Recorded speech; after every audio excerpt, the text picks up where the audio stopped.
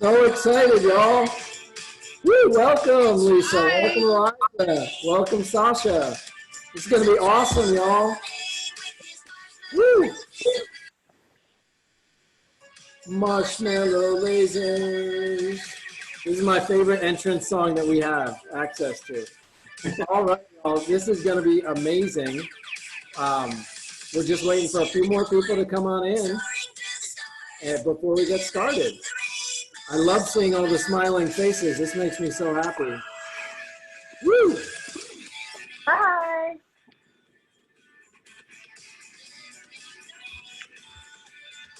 All right. Woo! We've just got a few more people coming in. We're at 61 participants. We probably have about 10 more that we're waiting for. I'll let them all in as we go. Yeah.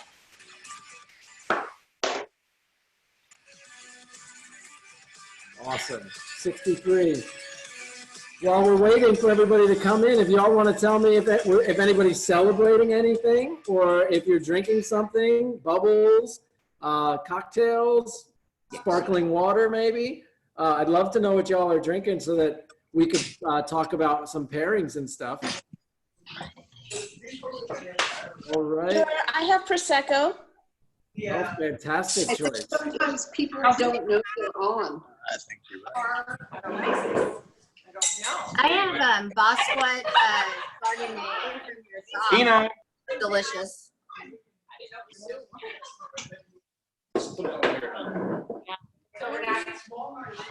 Oh, they're gonna awesome.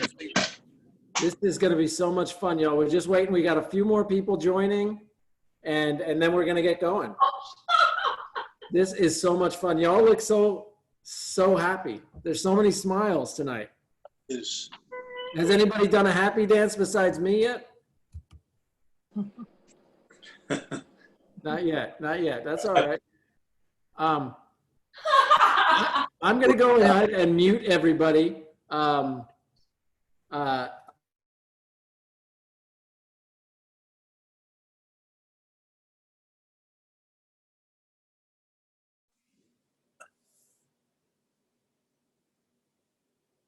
what? John, you're muted. John, you muted yourself. Hey, I muted myself. I'm on I've got 4 screens operating right now. And so I muted everyone but the one over here, and I'm not using it as a microphone. So I'm muting everybody because the way Zoom works through the course of the night, if your microphone is on, it's going to cut to your face whenever a noise is in the background, and it'll override the speakers' voices throughout the course of the evening. And we've just I'm admitting a few more people, and I think we're about ready to get started. Thank you for sending me all the delicious things that y'all are drinking. You're making me my mouth water. We got some Willamette Valley Pinot Noirs going, some Redlands. Amelia Sweetheart, one of the greatest cheesemakers on the planet, Pure Luck Farm and Dairy is here to join us tonight, and she is doing a happy dance right now. So I'm not sure if anybody got to see that on their screen, but that is awesome. If you've had June's Joy before, you can all thank her for making that delicious, wonderful thing. So welcome to Behind the Scenes with Green Dirt Farm. I am like jittery with excitement. This is one of my favorite producers. I have not gotten a visit yet. And for me, tonight is like eye-opening. Kendall is in the back with the kids, and she's on an iPhone watching because she's so excited. One of our goals in this business is to connect with each and every producer that we can, and so that we can share their stories and that we can share their passion. And so tonight we get to live our mission, which is do good, eat good. And so I couldn't be more thrilled to introduce Alix and Eliza. They are both going to be co-hosts tonight. And oh, I got some folks that I'm going to go ahead and mute some of y'all so that your camera doesn't pop up. I am super excited. Alix has been working on this for a few weeks now with me. And Eliza, the farm manager for Green Dirt Farm, they're in the middle of lambing. And so there's a lot of work to be done, and she was able to sneak away. We might not have her for long. She might have to leave, but Alix and I are going to guide you through what I think is going to be an amazing tasting. I've got my plate in front of me right here. This will be gone by the end of the evening. Alix, so you can see what we're eating. We've got, let's see if I can do this without it all shifting. Here we go. We got all the goodies on the plate here, all 6 cheeses and lots of delicious pairings. And we're going to be starting tonight with the fluffy cloud of cheese, the beautiful white cloud-like substance. This is one of the greatest products on the planet. And we're going to go clockwise around and tasting all 6. And there's a pairing with each one. I'll be posting a comment here in a minute so you guys can see what the cheeses we'll be eating in what order and the pairing that goes with it. For most of the night, we are going to be watching a combination of our talking heads and videos. Alix is an incredible cheese professional, and she's going to really guide us through this experience. And I will be sort of your MC. So to set you through the night over the next hour and 20 minutes or so, we're going to talk a lot. We're going to eat a lot. Use the chat feature to ask any questions. There's a chat option. You can ask questions along the way if something jumped out at you in one of the videos that you want to ask Alix about or ask Eliza. I'm going to throw it over to Alix so that she can actually go ahead and share all of her backgrounds. I'm going to spotlight her video. There you go. You're front and center. Welcome. Hi. Hi, everybody. I'm Alix Hoyleman. I'm the events director at Green Dirt Farm. So most of my job is doing what we're doing right now, but normally in person and often at the farm. So you'll get to see a few different highlights from the farm. We have a lot of different aspects to our business. So it's not just cheese making, it's not just the farm. There are a lot of things we do with a lot of different hats that we wear. So you'll get to see a bunch of that. But my kind of background, I have been with Green Dirt for about 2 years now. And so I do all of their events and tours. Right now, my role is more of a marketing and social media role. So if you follow us on social media, I'm heading up all of that stuff. But I've only been working for Green Dirt for a couple years, but I've known them for several years because I used to own a cheese shop back in Pittsburgh, PA for a few years. So John and I can relate on that front. The ins and outs of doing that and how much hard work, but also how much fun it is. So now it's kind of cool because I get to work for one of my favorite producers, and I also get to do the best parts of my job, which were these kind of educational parts where I get to hang out with the customers. So I am really excited to do this, even though I can't see everybody's faces. Hopefully, you guys will learn a little bit, especially about sheep's milk cheese as we move along, and happy to answer any questions you guys have. 10 minutes ago, your internet went out, and so we were scrambling to get Alix live for you by 6 o'clock. And so, Alix, you're on a cell phone. You don't get to see all the beautiful faces, but I can tell you there are about 112 smiling faces staring right back at us, and it is awesome. And Cool. We have amazing customers, and so hopefully you'll get to scroll through them throughout the course of the evening and see everybody's faces. But this is awesome. So thank you for doing this with us. Kendall and I are thrilled. So Eliza, if you are available, I'm going to put you on spotlight. Do you want to say anything? Let's see if there you are. Hey, Eliza. Hi. How's it going? So if you can't hear me, let me know, because I'm actually in the barn with the sheep right now, so they might get really loud. We can hear you. And that would suck. But so I'm the farm manager at Green Dirt. I will after I talk a little bit, I'll walk around and show you guys the ewes and the lambs. We just started lambing like a week ago, and we our barn is brand new, so it's still, we're like moving into our new barn, trying to manage the ewes and lambs, and that's always chaos. Lambing means the ewes have their lambs. So let me back up a minute, I guess. So in order to get milk, the ewes have to give birth. So lambing is just the ewes giving birth.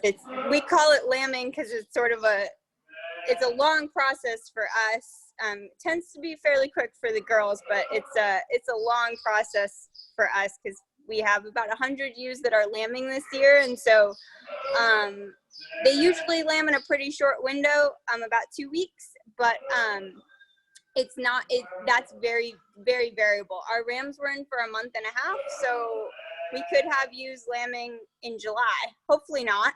I don't think so, but we'll see. Yeah, was there something specific that you wanted me to discuss? I'm sorry. I just wanted you to introduce yourself. We're so thrilled that you can make it. With these types of events, it's always last minute whether the farm manager can actually step away from the animals. It's a full-time job, and the animals don't take minutes off. So thank you for being here. No, they definitely do not. They do not. I did get a question earlier about what breeds of sheep we have. We have dairy breeds. We have East Frisian and Lacone crosses primarily. The Lacone are a French dairy sheep breed. They're actually the sheep that are responsible for Roquefort. I'm sure a lot of you have had Roquefort before, but all the milk from Roquefort that is turned into Roquefort comes from Lacone sheep in France. And then the other breed that we have is East Frisians, and they're more of a Dutch, Northern European dairy breed. The Lacones, our sheep are out on pasture pretty much all year. Our new barn is mostly to help facilitate lambing, and also we have a very limited amount of pasture around our dairy parlor, and so we built the barn to help us, because we milk for so long. We don't want to do damage to our pastures, so we built the barn to help us give the ewes extra nutrition, to make sure they're getting plenty to eat, but we're also protecting our pasture land right around our dairy parlor. I think I saw another question, but it went away really fast. Yeah, they move. The questions move fast, and Eliza, throughout the course of the tasting, I'll kind of jump around, and Okay. I can feed them to you. Okay. Why don't we have Alix talk about the and for those of you at home, none of this is really fully scripted, so the animal, that's not like a recording, so anything is possible on a night like this, which I'm grateful that you're joining us. So I'm going to throw it to Alix. And Alix, do you want to talk about tasting cheese, and then we can talk about the fresh cheese, and then Eliza can talk about, Eliza can talk about dirt. Yeah. So yeah, I know you guys are ready to eat, so we'll definitely jump into the first one first. This is the case with almost any class, regardless of how we're doing it. This, you can kind of see, my plate looks a little bit different than your guys's. But we have our 6 cheeses here, so I'm going to be tasting them along with you guys. So basically, I know you guys have pairings and stuff like that, but I would recommend that you try the cheese first on its own. We really want to get a full experience of the cheese without any accoutrements first. That way, then you know what you're getting from the cheese specifically, and then what your drink or your accoutrement is adding to the experience. And that'll also help you, in the future, exactly what the cheese tastes like, so you know kind of where to take it from there. The other really important thing that I make sure to share with all of our customers is to make sure that your cheese is up to room temp. So this is really important for texture, flavor, and aroma. So I saw a lot of wine drinkers out there. You swirl around the wine in your glass, you're going to take a big sniff, you're going to take a taste, really kind of let it hang out in your mouth for a little while.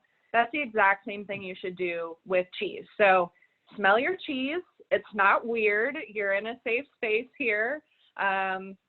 You know, for you to get the full experience of the cheese, you want to make sure that you can smell it, you can taste it, and all of that is going to happen at room temp. And then when we get to the really gooey cheeses, with those being at room temperature, that's where you're going to get that really luscious goo factor, which is the fun part. So that's kind of a quick synopsis of how we're going to go through. If you are playing with drink pairings at all, I would recommend kind of going back and forth between the cheese and your beverage. And you can kind of do the same thing with accoutrements too. But I think the most important thing is to just taste the cheese on its own. And then one other note, all of our rinds are edible. So go for it. That's where a lot of the flavor is actually going to be concentrated, especially when it comes to our soft ripened, bloomy rind, stinky cheeses. So Dirt Lover, Bossa, those ones you definitely want to taste the rind because that's where all the fun stuff is. But even our aged cheeses, these are edible rinds as well. The only rinds you can eat are wax rinds, which usually those are pretty easy to tell if they are wax or not. But even these, even though they're slightly more toothsome than some of our other rinds, they still have great flavor too. And we work really, really hard at making our rinds not only beautiful to look at, but also really flavorful. So please try every bit because it's going to give you a different experience with each part of the cheese that you're tasting. Awesome. And so one of the things that we do in our shop, just as we're about to taste that wonderful fresh cheese, I want you all to take one of these Cuicos here and pinch your nose, pop it in your mouth, and start chewing. This is playing towards experiencing the flavor on your palate. So go ahead, take one of those corn nuts. I can see the videos of those of you now pinching it. It's not going to go live, viral. Put it in your mouth, start chewing, pay attention to what's on your tongue. Salt, maybe a little bitter, maybe a little umami. And when you're like, oh, I know what this tastes like, unpinch your nose and exhale out through your nostrils. And that's going to give you what we call flavor. So taste plus aroma equals flavor. And just, this is when you're doing the wine, the swirling, the sniffing and all that, you're really using your olfactory a lot. So make sure that through this tasting, especially with this first cheese, exhale out as we taste it. And so I will leave it to you, Alix, to talk about this beauty. All right. So when you shop for this in the store, this is typically what it's going to look like. Most of our retail sizes come in little 3.5 ounce cups. And you are tasting just the plain version today, but we do make 5 other savory flavors of this cheese. Those are garlic herb, garlic peppercorn, spicy chili, nettle, and rosemary. But the plain is the one I use the most often because you can take it sweet or savory. And this is basically the same style as fresh chèvre or fromage blanc, but this is the sheep smoke version. So it's referred to as fresh because that's literally what it is. We can make it in about 48 hours, start to finish. Honestly, the hardest part about making this cheese is packaging it in these little things right here. So you'll notice right out of the fridge, it's more of a crumbly consistency. So if you are someone who likes, you know, fresh chèvre crumbled on your salads, you can do the exact same thing with this. But once it's up at room temperature, it's more of a spreadable consistency. So it'll almost be reminiscent of like cream cheese when it's nice and warm. So you can see it's just really nice and soft now. And even though it's very similar to fresh chèvre, sheep smoke is not as tangy, not as gamey as some people think that goat smoke cheeses are. So a lot of you may not even know that it was sheep smoke unless we told you, which I'll get into sheep smoke a little bit later and how it kind of differs. But this style, it still has that really bright, lemony, citrusy, herbal notes to it. And it's just the perfect thing for spring. Pairs really well with salads, vegetables. If you use this instead of cream cheese on your bagels, you will never, ever, ever go back. You can also bake with this too. So I've made like a sheep's milk cheesecake with it before.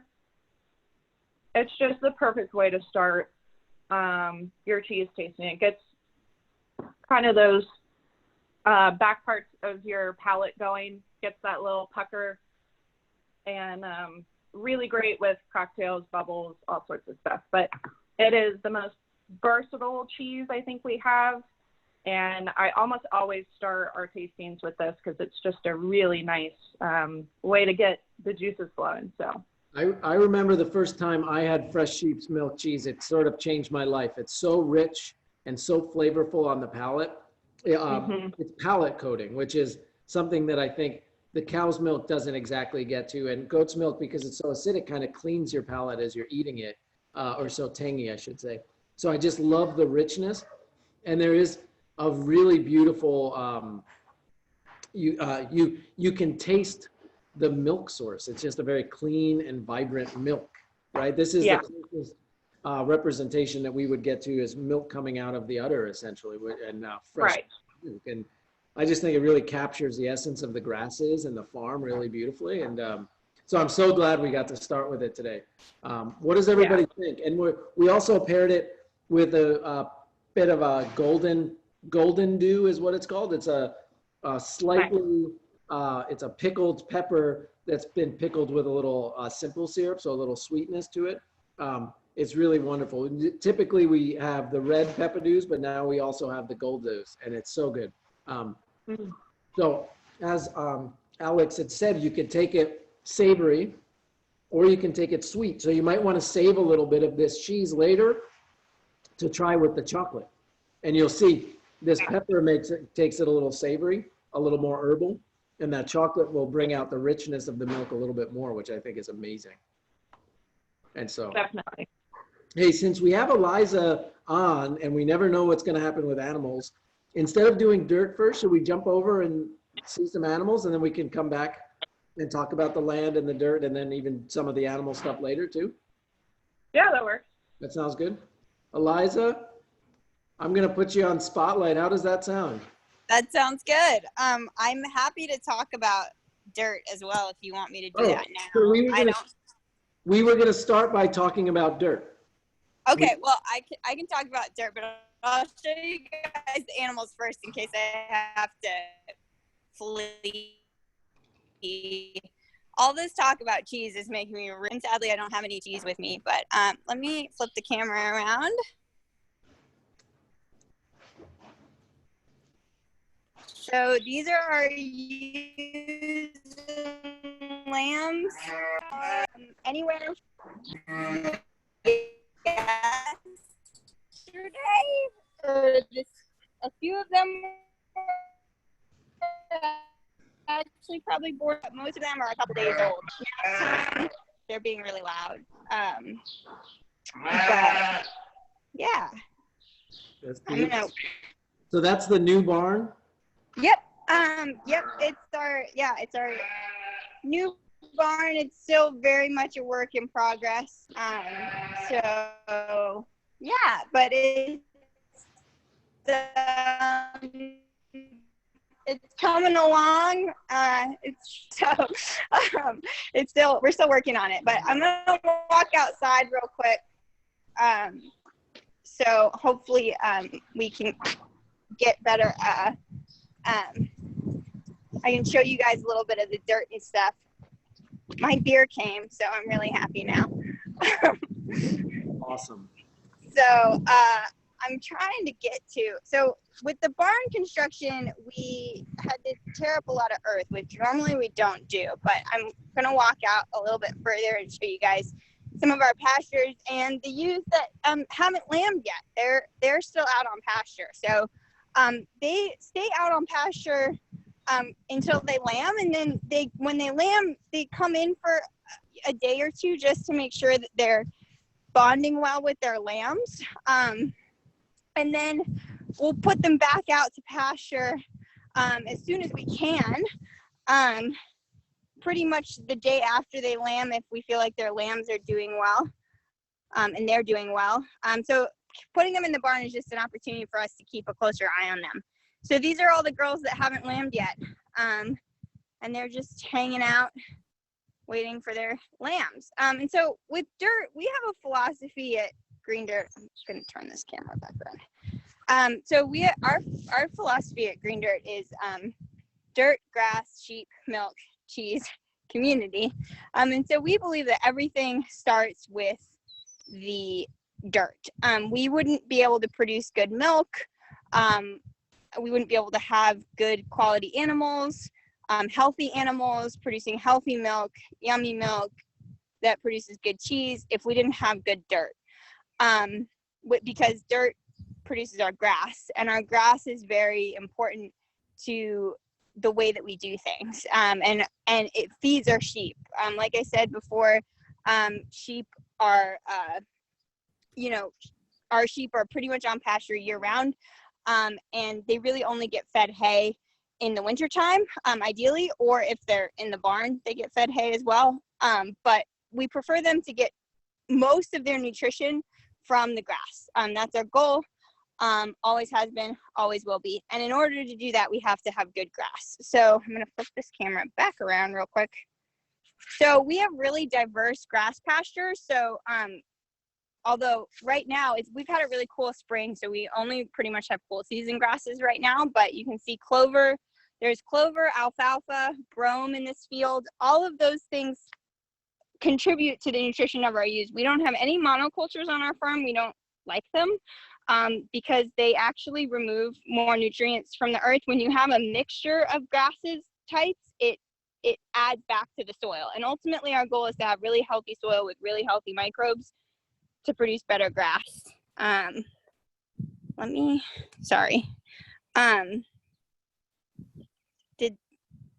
Does that make sense? Yes, that's awesome. So we also have a video that Alix wanted to show. Alix, you want me to play that video for you? Yeah, that works. Awesome.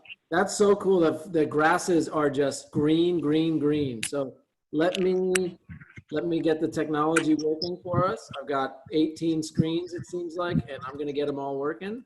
So what did everybody think of that first cheese while I'm getting this thing set up? How good was it?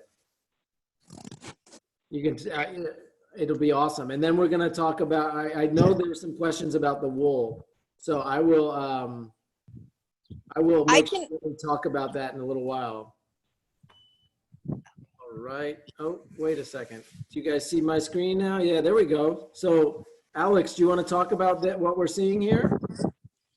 Yeah, so this is kind of a good little overview video that covers, those 6 topics that are important to us. So really, like Eliza said, it all starts with the dirt, which feeds the grass, which feeds the sheep, which results in great milk, which then results in great cheese, and then we can bring it to you guys. So I'll kind of give you a little bit of background about us since we haven't really touched on that yet. So we're in Weston, Missouri, which is about 45 minutes north of Kansas City.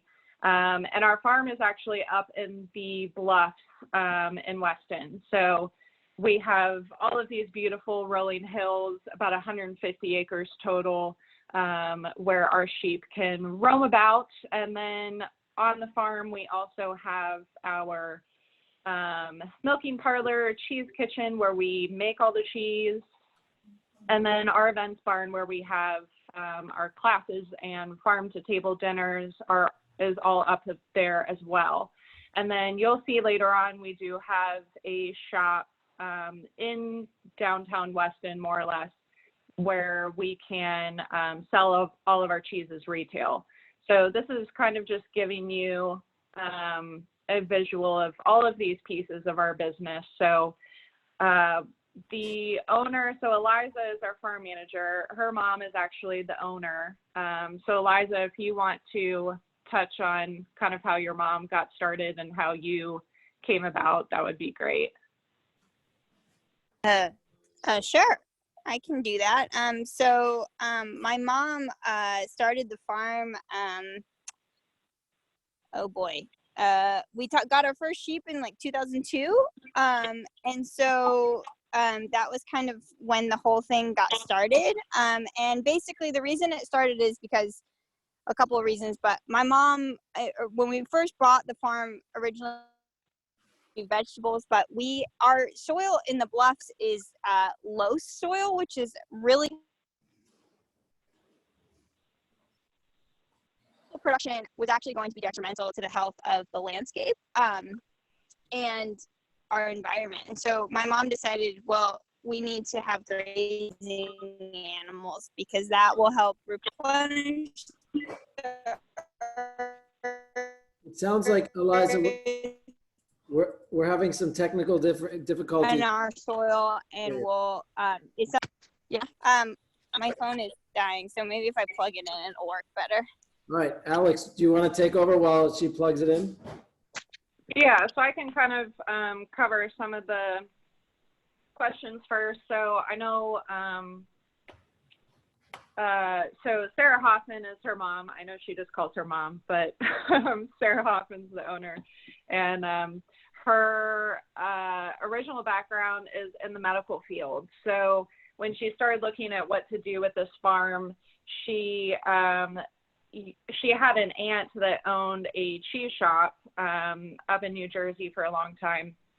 And she grew up around all of these beautiful, amazing cheeses, but really wanted to be able to create that from the farm. And she realized her background in the medical field with her chemistry and biology knowledge was actually perfect for cheese making because that's what it is. So they bought the land back in 2002. Over the next 6 years, between 2002 and 2008 is when we started putting the infrastructure together, building up the flock, and perfecting the cheese recipes. And then in 2008 was when we first started selling our cheeses commercially. So it's been, almost 12 years. And to give you an idea of kind of how far we've come in that time, the first year that we were in production, 2008, we had about 40 milking ewes, which this year, like Eliza said, we had about 100 that were lambing this year.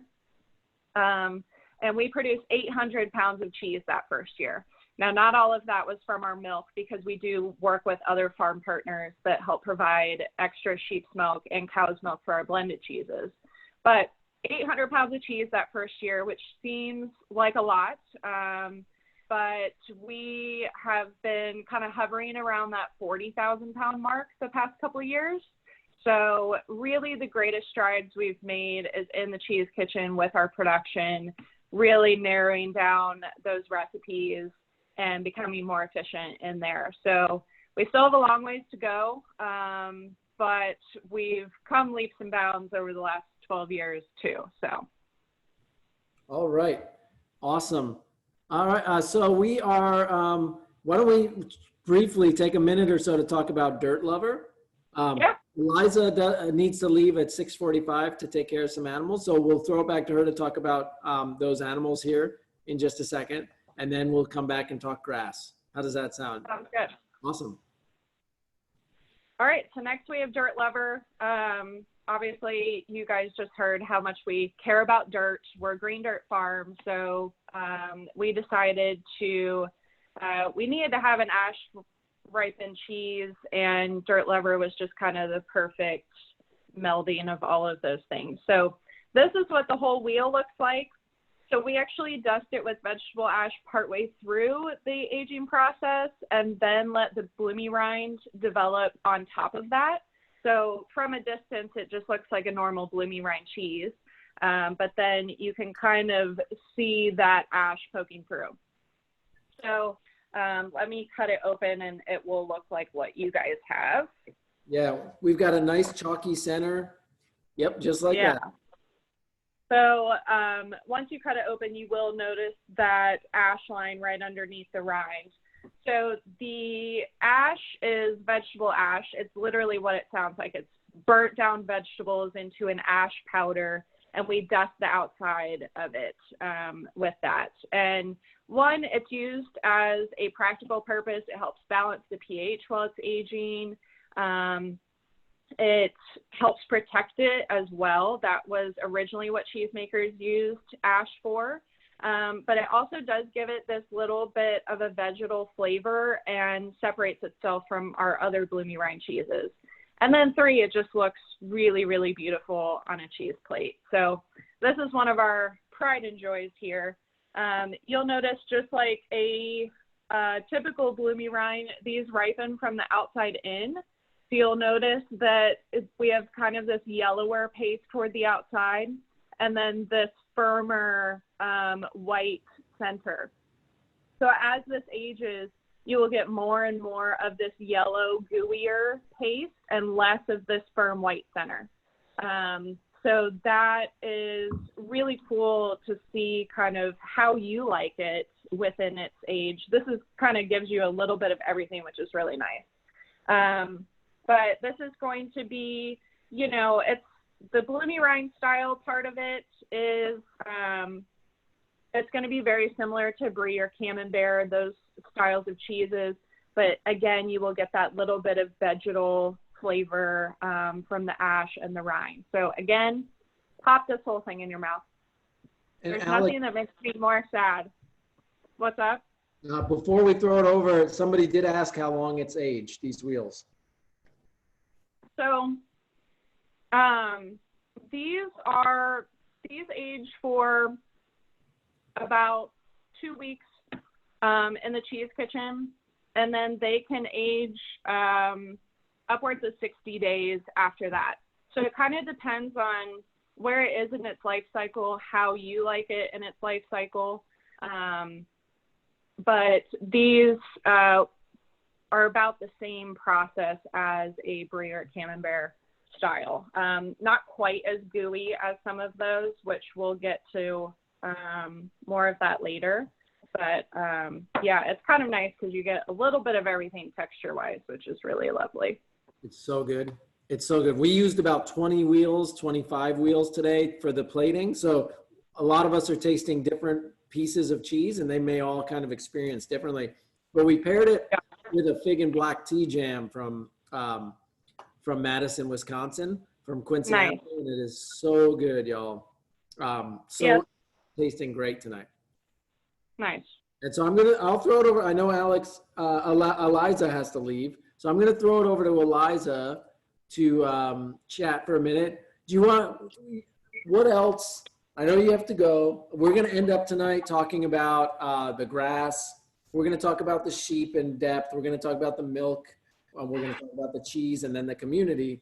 So as a farm manager, what do you feel is the most important part of your job that creates these kinds of flavors? Well, I mean, ultimately, I think healthy sheep is as the farm manager, having healthy, productive animals is my number one goal. And so raising healthy sheep is the thing that is of the utmost importance to me. Healthy, happy sheep, I should clarify, because unhappy sheep are not going to produce good milk. So healthy, happy sheep. And most of my sheep definitely fall into that category. Like all animals, they get sick from time to time or they have trouble. But it's my job to be there for them when that happens. We, it tends to work out really well for us, generally speaking. I wanted to answer a few questions that I saw. We do shear our sheep. I meant to put together a bunch of shearing videos for Alix because we sheared like a month ago, but I never got around to it. So I fully apologize. We have a little clip. We have one. Okay, cool. I'm glad you have something. So we shear our sheep every year. East dairy breeds aren't really known for their wool quality. There was a question about that as well. They have decent wool, but it's not very soft. So when you wear wool, you mostly think of like merinos. They have really soft, really lovely wool. East Frisian wool is a little bit more like rug quality is kind of what it's sort of thought of. It would be good for rugs or like blankets. We actually sell it to a lady who turns it into bedding, natural bedding.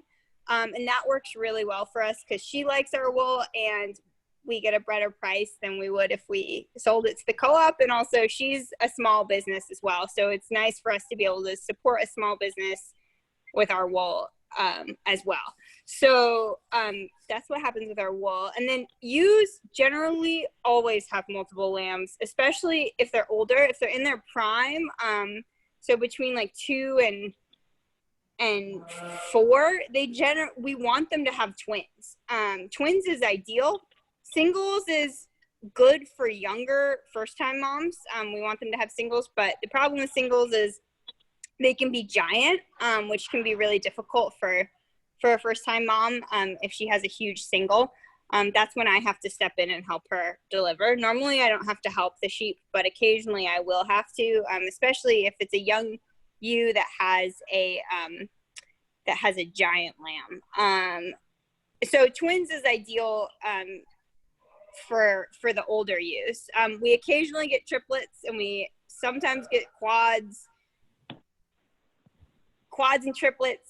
Sometimes they work out okay if the mom is really fantastic, but normally if a ewe has triplets or quads, I will supplement one of the lambs at least, if not remove it and bottle feed it completely independently from mom, because it's easier for her to only manage 2 at a time. I do not remember what town the cheese shop in New Jersey was in.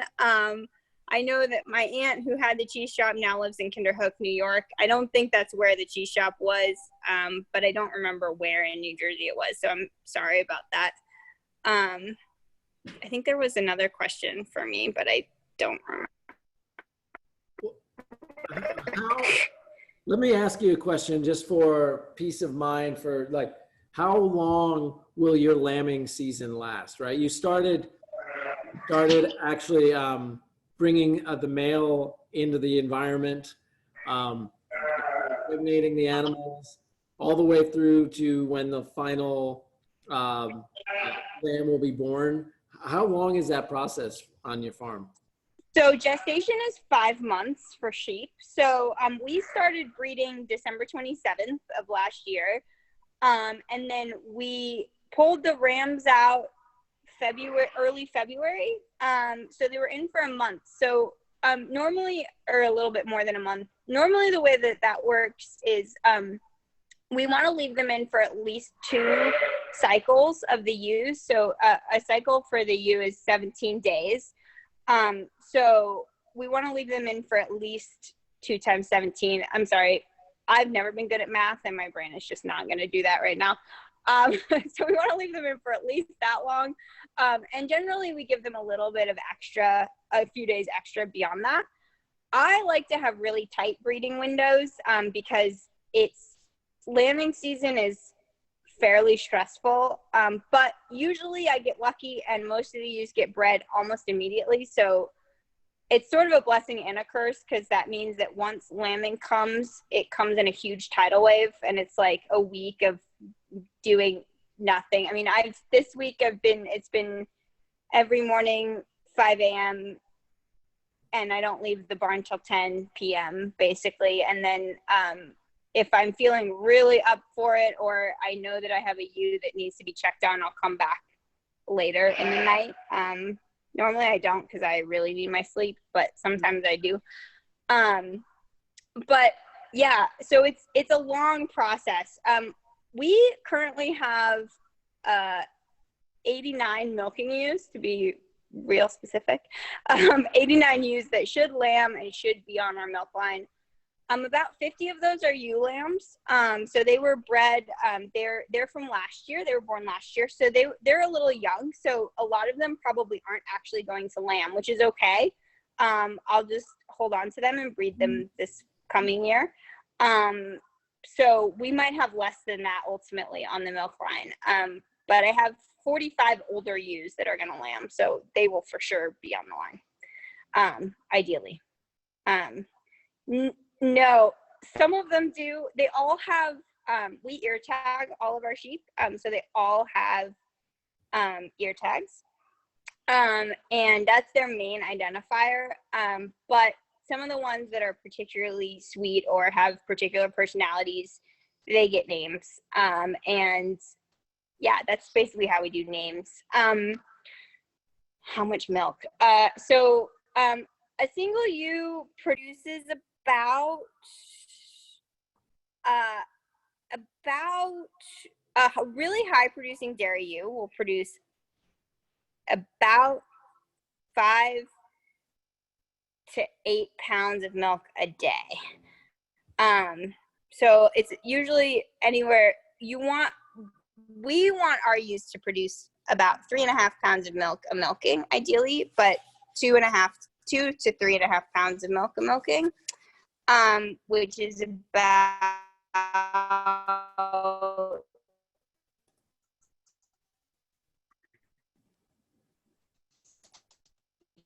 which is about, we're shooting for 8 pounds. A dairy will produce about 10 pounds, 10 to 15 pounds. And a dairy cow produces about 75 pounds a day. So there's a huge difference. But sheep's milk, Alix will go into this later. Sheep's milk is really great for cheese making. So she'll probably touch on that a little bit later. I saw another question. So they do lamb every year, ideally. Sometimes if it's a ewe that is very, that we really like and she misses a year, or she doesn't lamb for some reason, I will try to rebreed her the following year. But the challenge for us is that if they don't lamb every year, they run the risk of getting of getting fat and gaining too much weight, and then they won't breed ever again. So that's a challenge for us, and we want them to be producing milk on our milk line. And they don't mind. Our ewes get to raise their lambs, so they raise their lambs for 45 days. Then we wean their lambs at 45 days. And then by the time the lambs are about 30 days old, most of the ewes are like, get these things away from me, they're demons. Right now, the ewes are really attached to their lambs, but sheep are very routine driven, so they get used to going into the parlor, they get used to being milked, they get fed in the parlor, so they learn to really like it, and they actually love being in the parlor by and large. The youngsters, when they don't know how to be milked, we try to make it as easy and calm a process for them as possible, even going to the extreme right now of just milking on some of my ewe lambs that have singles. I'm milking one side of their udder at a time, whichever side baby isn't nursing off of, basically just to even it up. And that helps them get used to the way the machine feels, and it also helps them get accustomed to being in the parlor. When the fall of the year that they're born, we start running the lambs through the parlor with the ewes, so they start coming into the parlor. This helps us because it trains them to the parlor. They get used to it. They like it in there. They know they get fed in there. It's easy for them. So when they have their lambs, they know the routine. So we don't have to fight with them to put them in the parlor. We don't have to, none of that. It's easy. The only challenge is just putting them in the, getting them used to being actually milked, which is ideal because it's less stressful for them. Oh yeah, my dogs. I have a lot of dogs. We have 5 livestock guardian dogs on the farm. So Alix touched on this briefly, but our farm is very hilly, and we have a lot of timber, a lot of woods, timber gullies, and we have a lot of coyotes and a lot of predators around us. Coyotes are our number 1 predator in this area, but I have a crew of 5 livestock guardian dogs that keep my sheep safe. So the dogs live with the sheep 24/7. I don't know what dogs specifically are in this video, but probably AJ. He's my oldest livestock guardian dog at this point, and he's great. He stays right with his sheep. Lambing season is his favorite time of the year. But the dogs do a really great job. They keep the sheep safe. The coyotes, I hear them oftentimes every night, but they don't bother my sheep. They know the dogs are there. They know my sheep are off limits. There's sort of a philosophy that some people have that I really believe in, which is, the enemy is better than the one you don't, or whatever. That's actually Burry. She's my puppy. She's a character. She's very sweet. But she's still learning her job, but she's a good girl.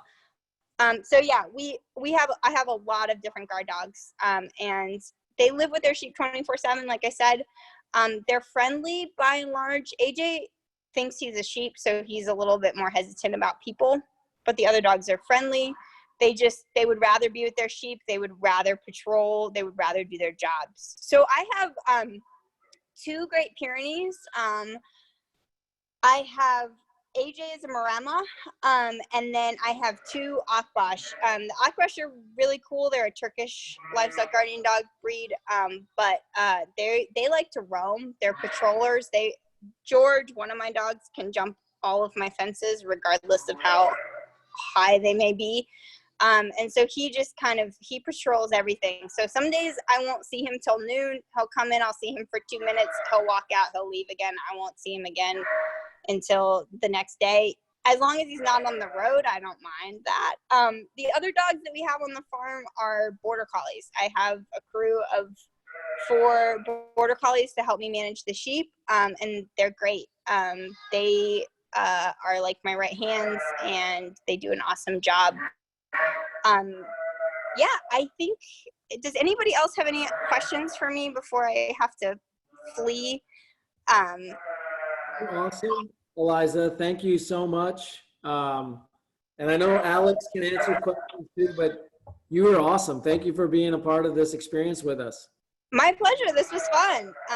Yeah, You're- if anybody thinks of any other questions for me or anything, Alix can always text me and I'll try to get back right away, or you can reach out to me via email or social media or anything like that. I'm pretty up for answering any questions. So if anybody has anything, I'm always up for answering questions, I should say. So if anybody has anything they want to know, just shoot me a message.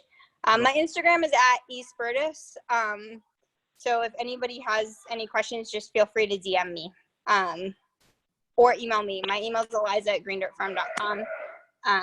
Yeah, I hope you guys have a lovely rest of your tasting and a great night. And Alix is going to talk about Ruby, I think. Yep. Awesome. Thank you, Eliza. Bye. Bye. Thank you so much. Have an awesome All right. night. All right. Ready for Ruby? Yes, we got you. Ready for eating. Cool. Yes, I know.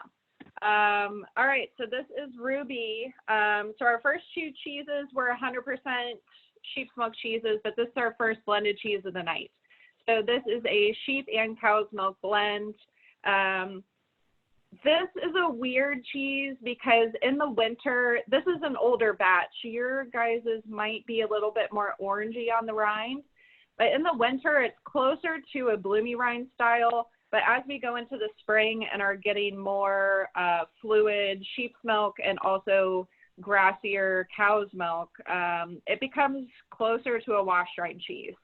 So, I mean, that's one of the hard things with artisan cheeses is that,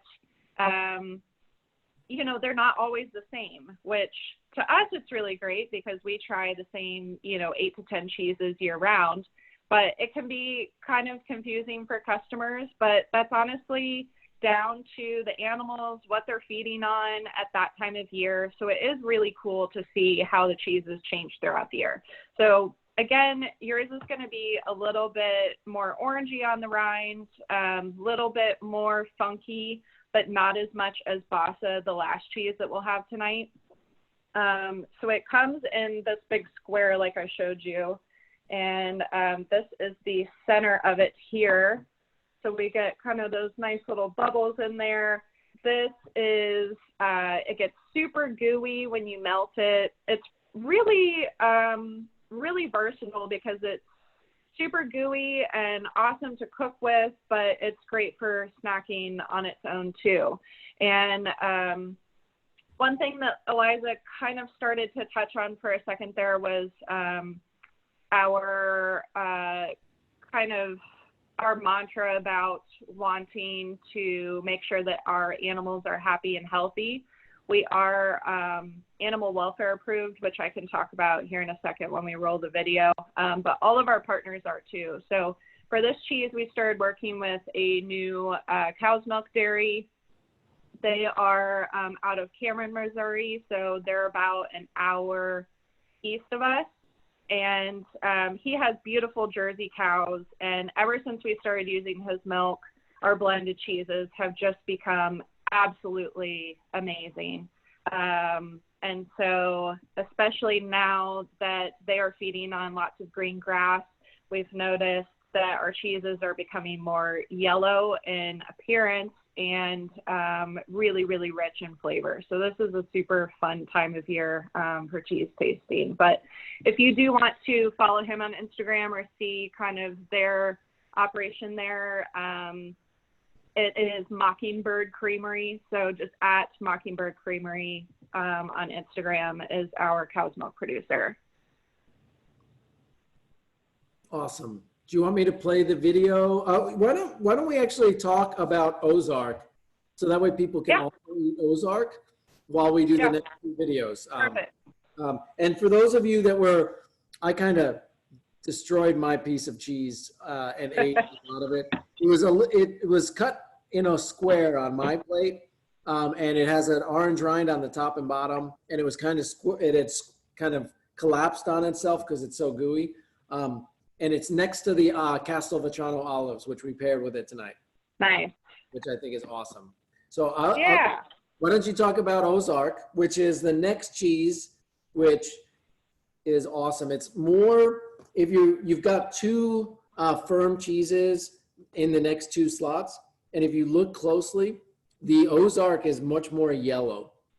And I'm sure Alix will touch upon why that is. And the next cheese, the Prairie, is more white to ivory in color. Yeah. But we're going to be tasting the more yellow one now. So Ozark is another blended cheese. Will be all 100% sheep smoke from here on out. But this one, it is more yellow because of the cow's milk, actually. So again, this is a sheep and cow's milk blend. This is typically aged about 4 months. That's kind of the sweet spot we find with both the Ozark and the Prairie Town, that they are still a nice firm texture, have developed a lot of flavor, but we're not holding on to these cheeses forever and ever. You'll notice that especially after you have the Prairie Tone next, the Ozark has a little bit of a squeakier texture in the mouth. So this is going to be more similar to Swiss, Gruyere, those Alpine style cheeses.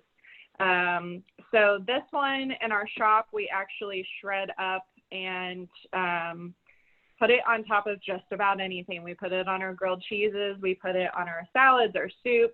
It's a great cooking cheese.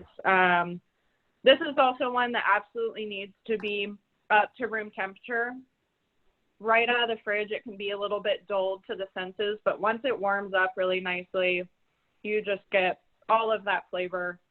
So it's a really nice one. It's called Ozark, but we Frenchified it, so it's actually spelled Auxarcs.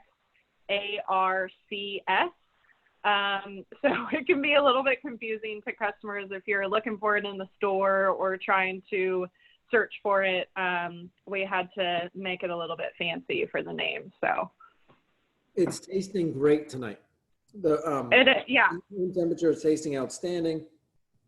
You get a little earthiness from that rind, and it just is smooth on the palate. And we paired it with a local sweet and tangy mustard seeds, which that's what I almost always have Ozark with. it's outstanding. Nice. So yeah, if you have any questions about the cheeses, y'all just plug them into the screen. I'm going to go ahead and share the next video, which is about the sheep.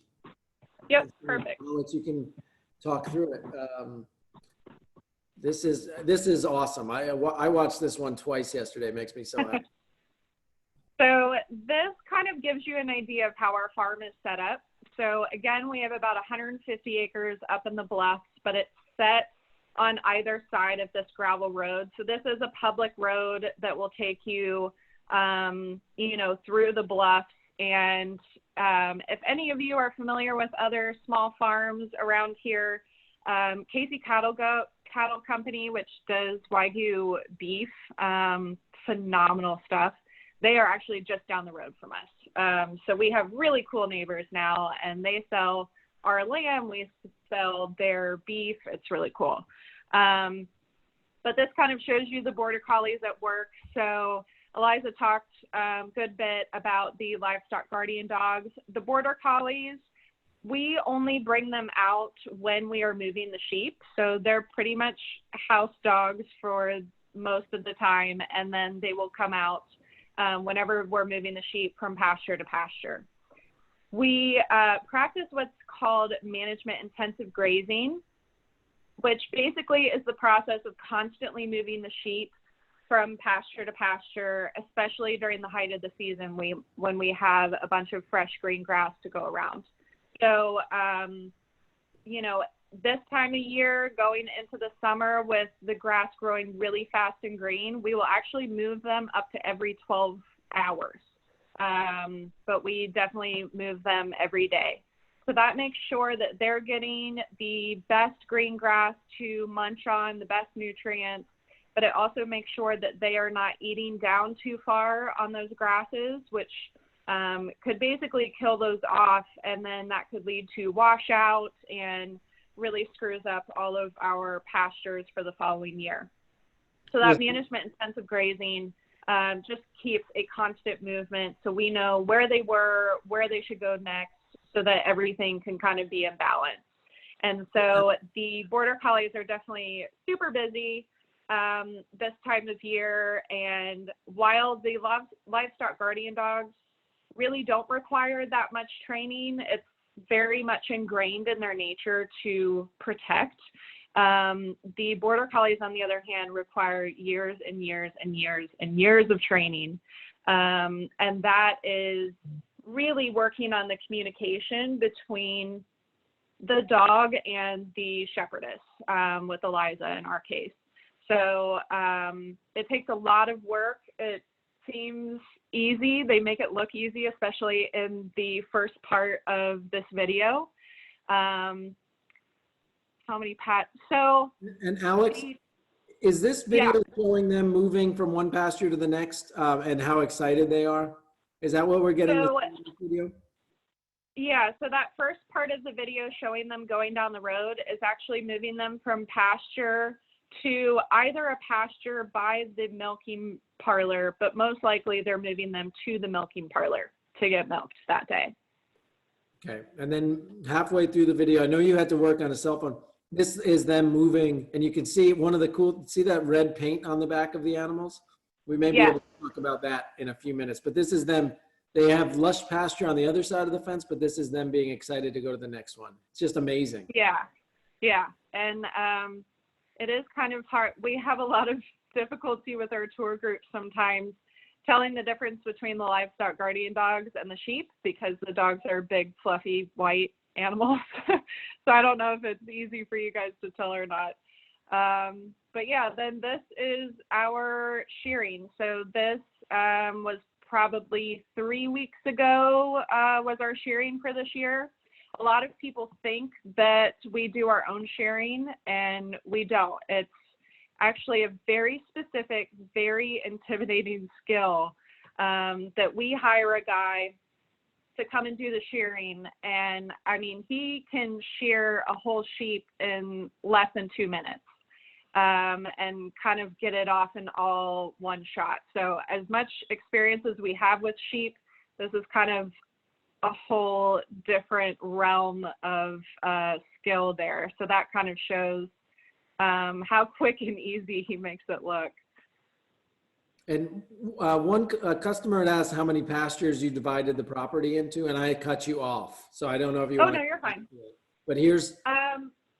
So we don't really have it cut off like that permanently. So basically what we do is we have portable electric fencing that we can take around the farm wherever we need to. So we can set up in this very specific area for a day and then keep moving around. So it's not so much, you know, like you think of blocked off squares of pasture. It's not really like that.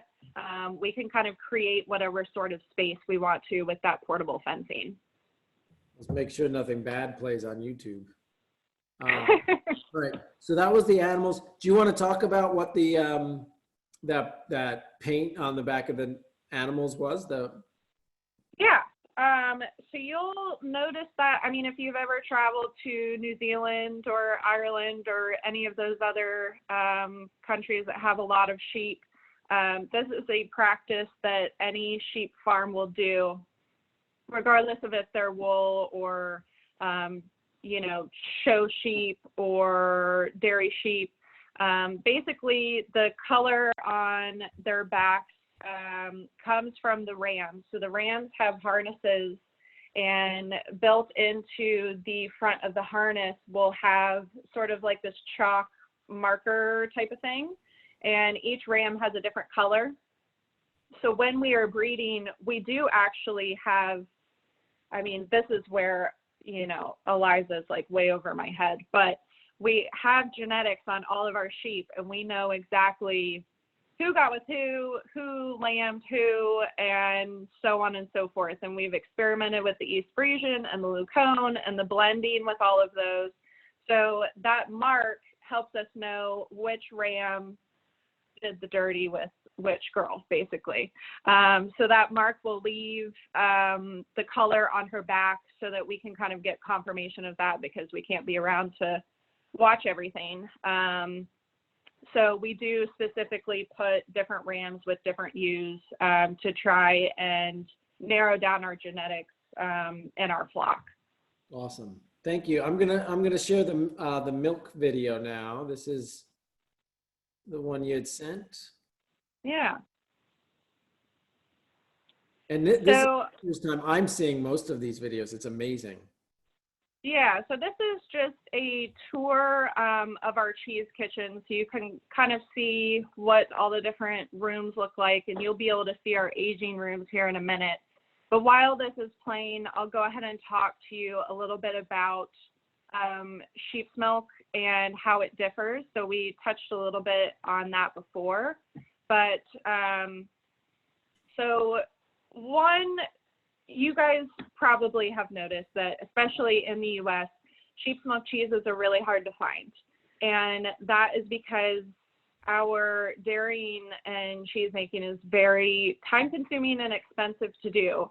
And Eliza touched on it for a moment, kind of how little sheep's milk we get compared to the cow's milk industry. So it is a tiny fraction of the amount of milk that you would get from a cow. So that's why a lot of people don't get into it. The other issue is that sheep are seasonal milkers. So we only get milk when we start lambing, which we just did this week. We bred a little bit later this year, so we lambed a little bit later, hoping that we will get more milk in the fall. So come December, we're going to be out of milk, because that's sheep only produce milk for 6 to 8 months max. So that is a real issue for us going into the holidays, because that's our busiest time of year. So that's why we bred a little bit later and lambed a little bit later this year. So hopefully we're getting fluid milk later in the year. So the yield and the you know, how much milk you get throughout the year is a reason why a lot of people don't want to get into it. The really good thing about sheep's milk, though, is it is more concentrated and higher in fat and richer than cow's milk is, and goat's milk as well. So that's why when Eliza said it's great for making cheese, that's why. It's because it's so rich and so flavorful that it's perfect for cheese making. So there's actually an old cheesemaker saying that we share with all of our tour guests that goes, cow's milk is for butter, goat's milk is for drinking, and sheep's milk is for the cheese. So that's why, honestly, as much work as this is, and how hard it is, and how time consuming it is, and how little product we're left with at the end of the day, the reason why it's all worth it to us is honestly because the cheese is so good, and we think it just wouldn't be the same if it was made with cow's milk or goat's milk. So now you can kind of see, you went through our aging rooms. We have to have separate aging rooms for our younger cheeses and for our aged cheeses because they require different settings and temperatures and humidities in there. So like our dirt liver, our ruby, our woolly rind will all be in a similar room together. And then our Ozark and Prairie Tome are going to be in a separate room. So our younger cheeses, you know, the fresh is, you know, basically done right when we make it. But our younger cheeses age for, you know, anywhere from a couple weeks to 6 weeks, depending on the cheese. The aged cheeses, again, as I said before, they age for about 4 months. So we have them kind of divided up in here. So these are all the wheels of Ozark and Prairie Tome that you're seeing right now. Those are about 4-pound wheels.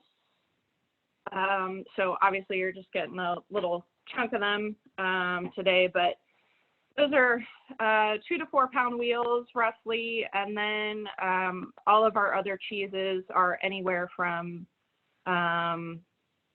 a 1/3 of a pound to 3/4 of a pound. And yeah, he stopped here so you can see we imprint the top of our wheels with our little swirly sheep imprint. So you've probably seen on other European cheeses, they'll put their cheeses in special baskets like Manchego that give it a really cool pattern on the outside. Or people will put different stamps on the outside or different molds. And we just decided to do our cute little swirly sheep on the top. So if you ever get a whole wheel, you'll see that. That's awesome. So that was the whole cheese make room. You can see inventory is low. You, Alix, must have done this last week. Inventory is low for the fresher, softer cheeses. There's enough for us, but those walk-ins will be packed come. Yeah, it's been a weird past few months, obviously not just because of the pandemic, but before that, we shut down cheese production right after Christmas because we put brand new floors in our cheese kitchen and redid a bunch of stuff. So we shut down for 3-4 weeks probably. So we were already kind of behind the 8 ball, but we're much slower in the winter than this time of year. And then we went into the pandemic and obviously sales halted then. And so we're still kind of trying to figure out what's needed out there and get back to some sort of normal in our, as far as our inventory goes. Awesome. Do you want to, why don't we, it's 7:15. Why don't we eat the next two, Prairie Tome and the Bosa. And then we still have 2 more videos, y'all, that we'll share with you. The cheese kitchen and then the community aspect of what they do, Green Dirt. But why don't we get these in their bellies? I mean, I've been having a hard time staying away because I know. Prairie Tome paired with a Vietnamese single varietal bean to bar chocolate, and the Bosa is paired with Rust Belt salami from Smoking Goose, which is ridiculous and wonderful. And then there were a couple of questions that came in, which we'll answer too. So if you want to talk about those 2 cheeses. Yeah, so Prairie Tome, again, looks very similar to Ozark, but more of a whiter color than the yellower Ozark. And this guy, so this is not going to have as much of that squeaky texture. It's going to be more of a creamy texture, and it's going to be saltier. So this cheese was actually based on Pastures, which is a Croatian sheep smoked cheese. But if you're not familiar with that, the other easiest thing to compare it to for Americans is Pecorino Romano. So we use this in place of Pecorino Romano in a lot of different recipes and whatnot. So it's obviously so delicious on its own, but it's great for grating as well. if you don't know, I think a lot of people even coming to visit us to buy our cheeses or coming on tours, they think that they've never had sheep smoked cheese before, or they're kind of weirded out by it. But Pecorino Romano is one of the ones that almost everybody has had at some point if they've been to an Italian restaurant. Pecorino is Italian for from the U, so anytime you see that, it's going to be a sheep smoked cheese. So this is kind of a great replacement for that. I always have this in my fridge exactly for that reason. So again, really salty.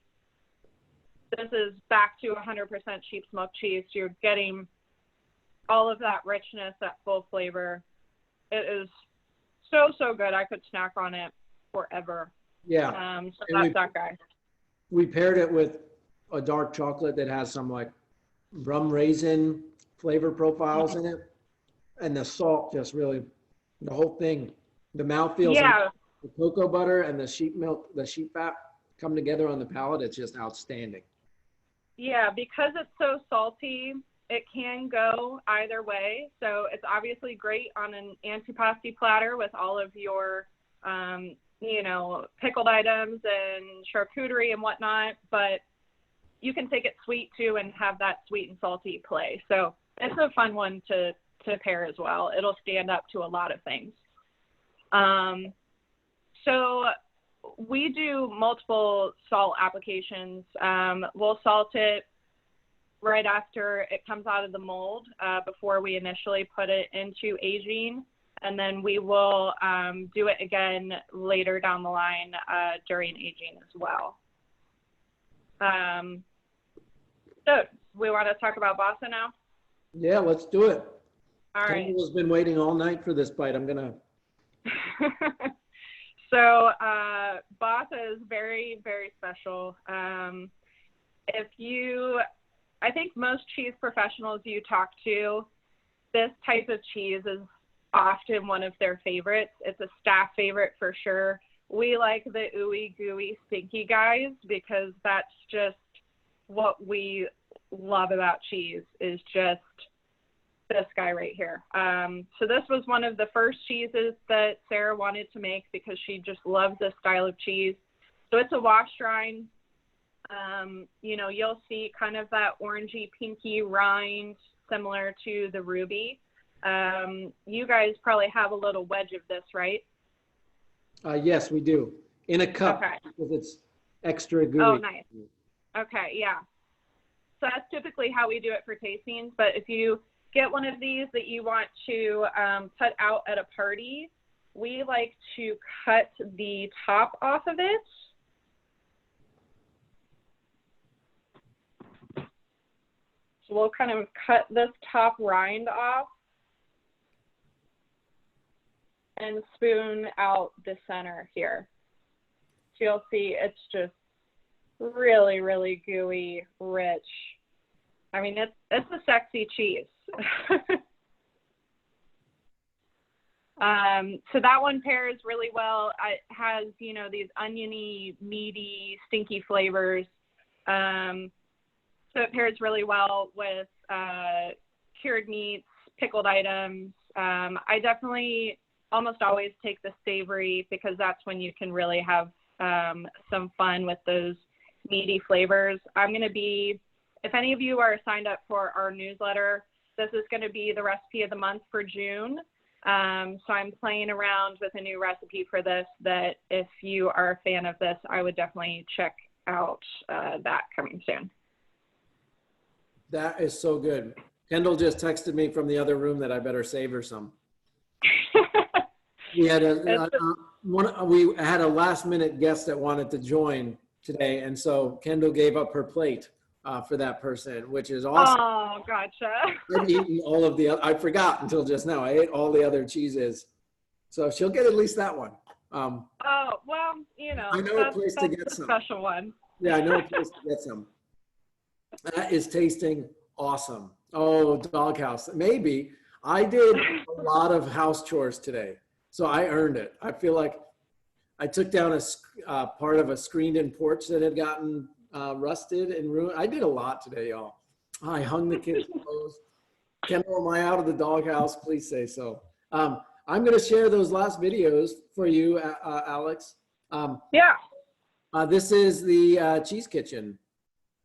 Let me get it started. Yeah, so this is just a quick overview of some of the stuff that happens in our cheese kitchen. So the basic, process of cheese making is slowly heating milk until the curds separate from the whey. The curds is the solid product, the milk solids, and the whey is the liquid product. So in these videos, they are cutting the curd here. So they're kind of dragging this rake through to cut that, that milk solid into smaller pieces.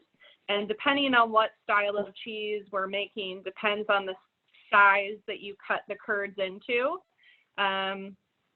So for Bassa, for example, we're going to cut those curds into pretty large pieces because we want the end cheese to still retain some moisture and have some wiggle room. So they're then pulling out these curds, and then every cheese except for the fresh goes into a mold of some kind. So the molds are varying sizes, but they're basically little plastic baskets with holes around the sides and on the bottom to allow for that excess whey, that liquid to escape. But for our softer cheeses, we do want them to retain some moisture. So that's why we cut those into larger pieces. And we will just kind of gently hand pack those into the molds until they're set. Now you can kind of see the molds. That's what this big stack of things are behind them. So those are, they look like dirt lover molds. So they are just ladling the curds into those. So again, we just do that kind of all by hand and gravity. For the aged cheeses, those we actually cut the curds really, really, really, really, really tiny because we want that to have a really close-knit texture and become really firm. So those tiny curds for the aged cheeses, we'll put those into those larger molds, but then instead of doing it by hand, we actually stack up the molds one on top of the other and put them under a machine press. And that pushes down on them even more than we would be able to do. One, releasing the excess whey because we want these cheeses to be drier, but also compressing that as much as possible to make sure that all those curds marry together because we want it to be a firm, solid cheese that you can grate at the end of the day. So again, they're just kind of ladling all these curds into the little molds here. So these trays obviously have several altogether. For our larger molds, like the aged cheeses, those are just individual baskets that we have for those. But the whey, again, the liquid product, so any excess of that, we usually send to pig farmers to feed to their pigs because it's really nutritious for them. But we're looking for that, solid, those solid curds. So then once the cheeses are set in these molds, we'll turn them out of the molds, and that's when they go back into the aging room. And again, the younger ones will be back there for roughly a week to 6 weeks, and the older ones for 2 to 4 months. As far as the fresh cheese goes, that one, instead of going into molds, we just put all of those curds in cheesecloth and hang them to drip dry on a rack for roughly 12 hours. That allows for, gravity to do its work, the excess whey to kind of drip out. But again, we don't want to squeeze that or get rid of all of the whey because we want there to be some moisture in that still. So that's kind of how that works there. It's tough work. Golly. It is. And honestly, I think a lot of people think that cheese making is a glamorous job. It is not. this is probably the most fun part of cheese making. We joke that cheese making is a glorified dishwasher, because that's honestly what you spend so much of your time doing, is cleaning and sanitizing absolutely everything. But this is Bassa, so you can kind of see the little molds that they are in. They're turning them over. So the process of aging cheese is called affinage, and that is basically cheese making is the first step, affinage is the second step. And affinage is a completely, separate set of skills and duties. So that's going to be turning the cheeses, and we turn the cheeses very frequently because we want the rinds to develop evenly on all sides of the cheese. We also wash the cheeses. So the Bassa especially, we will wash that consistently. Usually it's just in a salt brine, but we can and have played around with different alcohols. So you can do wine, beer. We've done some pet nat washed Bassa as well. So it's washing, turning, and then with the dirt lever, for instance, we do have to go back and do that ash layer. So it's basically another whole process of constantly keeping an eye on the cheese too, back in the aging rooms. Alex, the customer had a question about this green dot here. Let me see if I can see it. Oh. Possible marker for maybe the batch date. That's what I would assume, because sometimes we do multiple batches in a week or in a day as well. Let's see. Yeah. And then you would keep one. They use those types of markers in other dairies around the world, so that you could tie this color to the racks that it's on, and then that would tie to the paperwork and the time of the day that it was made and all of that kind of stuff. Yeah, and then this is washing Bassa here. So she's just kind of got that solution and is rubbing that on all sides of the cheese. Awesome. I've used a paintbrush to do that work before. It's pretty awesome. Super important. Awesome. All right. And then. Oh, and then this is our fresh packaging.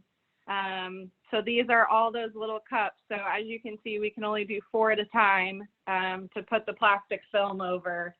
So that takes several hours to do each time we package fresh too. All right, and then here's the community video as well. Yeah, so this will give you a peek into our shop. So if you guys ever find yourselves in Kansas City or Weston or Missouri and want to make a trip out, we opened this shop about 5 years ago because our farm, is way up in the bluffs, kind of difficult to get to. So we decided to open this retail space closer to town where people can come, buy our cheeses, and then we make grilled cheeses, cheese boards. We carry a lot of other locally made products, which you'll see here in a minute. So this was just filmed recently. So it is, during COVID. This was during our lockdown. So it looks a little bit sadder than it normally does. But now we can accept 8 people inside at a time. So things have changed a little bit, but this is our cute little shop. And we actually share our space with a winery, which she'll pan over here in a second to see that. So these are, our menu boards. This is our front lawn, which this has come in handy, during COVID time. So everybody can be nice and spread out. and enjoy their lunch. And then this is just the opposite view of that. So you can see all of the local products we have. Casey Can & Co., their beef that I talked about earlier, we have frozen. We make our own ice cream as well, not with sheep's milk, cow's milk. Do you want to say who that is in the mirror? Yeah, that's our owner, Sarah. If Sarah you was can out. see her. She's amazing, and she was out filming all of these videos for us tonight. She did it last Yeah. week. So that's the owner right there. Yeah, and then yeah, just lots of fun accoutrements and stuff. And then part of my job, you know, as I said, was doing events and whatnot. And a lot of the products that we carry in our shop are the ones that I do collaboration tastings with, kind of like how we're doing now. So the shop is about 4 miles from our farm. And why wouldn't you make ice cream from sheep's milk? So because of the fat content, it doesn't really work. We've tried, and it would also be a very, very expensive scoop of ice cream. So we have, before we were buying an organic cow's milk base from New York to make our ice cream with, but now we're actually trying to take as much cow's milk as we can from our cow's milk producer, even though we're not able to make cheese with all of it right now. We've been trying to make our own bases with that cow's milk too, just to help him out so that he doesn't have to waste as much milk right now. So we've got some informational boards and stuff up there, ice cream flavors. It's amazing. It's beautiful. Yeah, it's a fun little spot. I think we all should visit there and have a grilled cheese together sometime. Looks awesome. I know. Yeah. Then we do share the space with the winery, as I said, which they're local. They're about 10 miles south of us. So they have kind of a similar situation where their winery is up in the bluffs in a different part and is really hard to get to. So this is their public tasting room that they share with us. So it's really nice that we can kind of both make that work, and you can come and do your cheese tasting and your wine tasting all together. And they specialize in native Missouri grapes that you don't see hardly at all anymore. So they're really unique wines that are great to pair our cheeses with. So that's their space.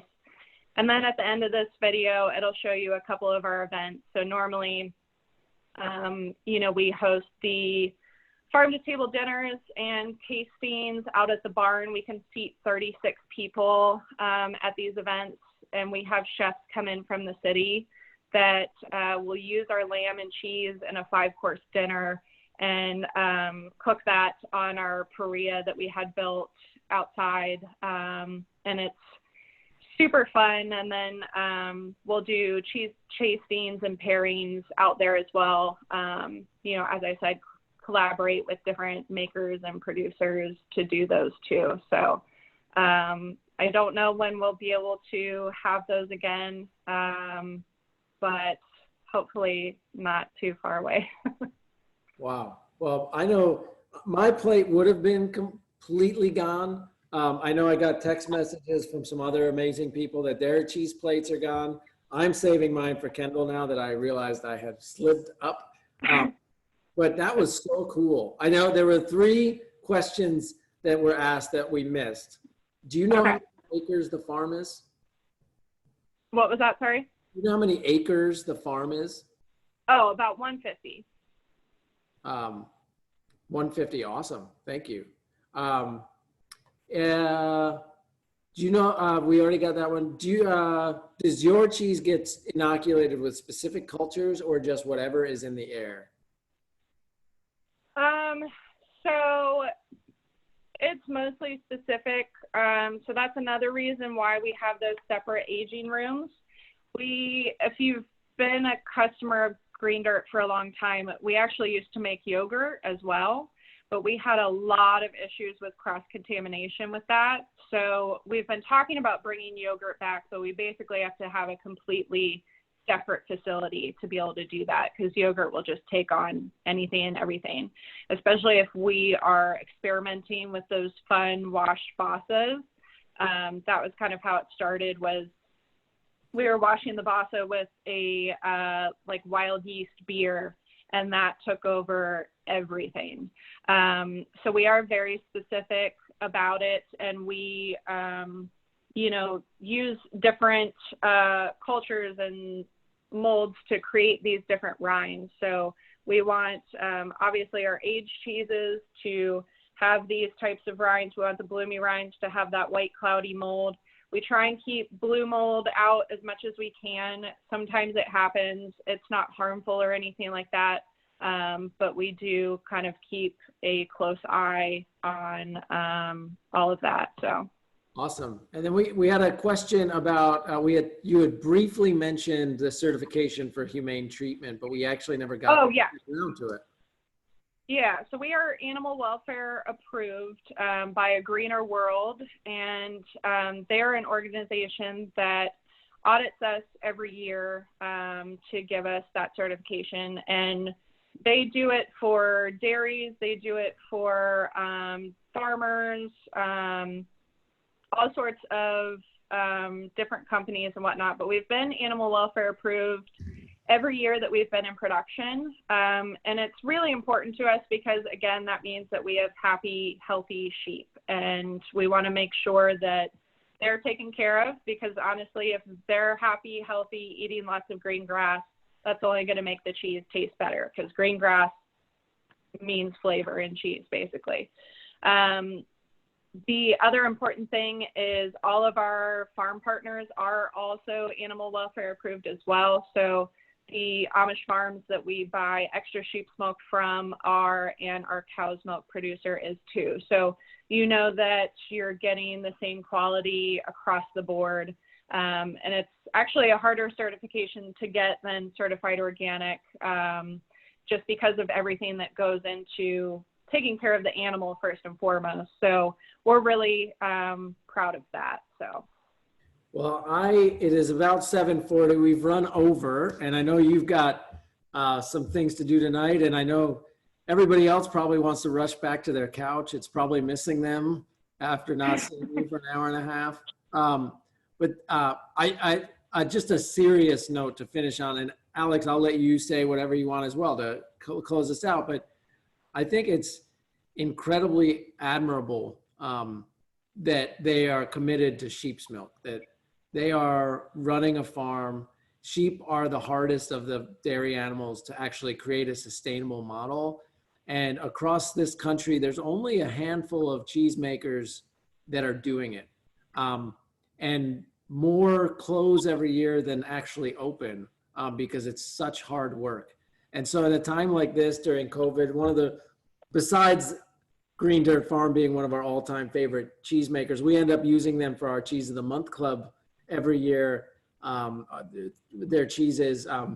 But besides being amazing, we also during COVID wanted to spotlight a cheesemaker that's doing it right, that's putting in all the effort, that is, we don't want our sheep milk cheesemakers to struggle. It's already a struggle. We don't want this to be even more of a struggle. And so I'm really grateful to the 112 of you here tonight that are supporting us, Kendall and I and the team, giving them an opportunity to have a job and have work during such an intense time. And also to Green Dirt Farm, enjoying their cheeses, having smiley faces tonight, giving us really positive energy. And just having a good time with us.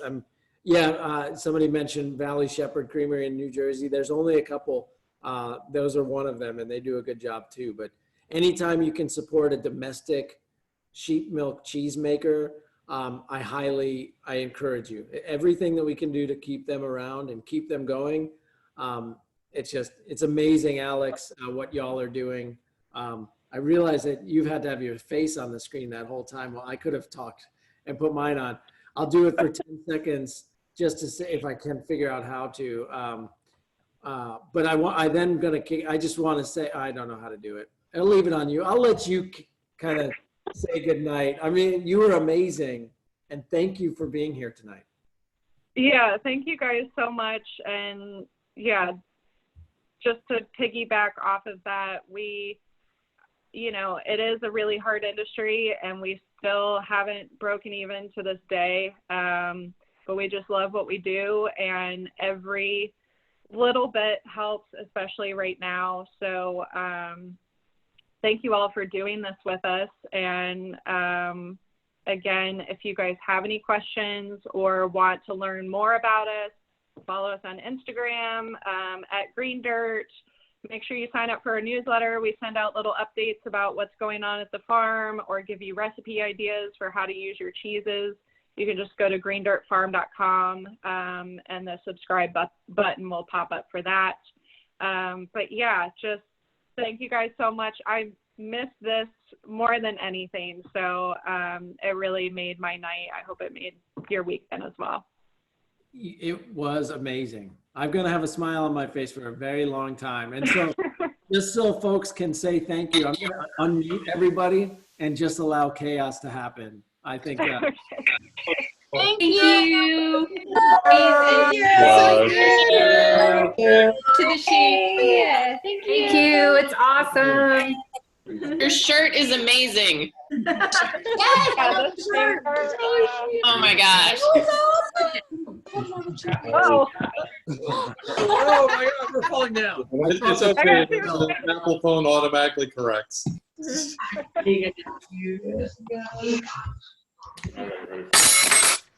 Oh, someone broke something. Really enjoyed it. You're the best. We love you. Thank you. thank you. Thanks, Thank John. you. Good night. Thanks, y'all. Thank That was you. awesome. Good night. Bye.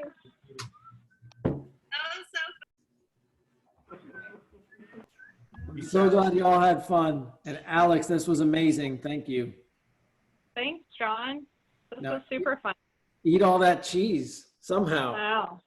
Oh, it's my turn now. I've been talking. Exactly. Exactly. Enjoy. Thanks for being amazing. Thank you so much. Good Bye. luck down there. Happy Memorial Day.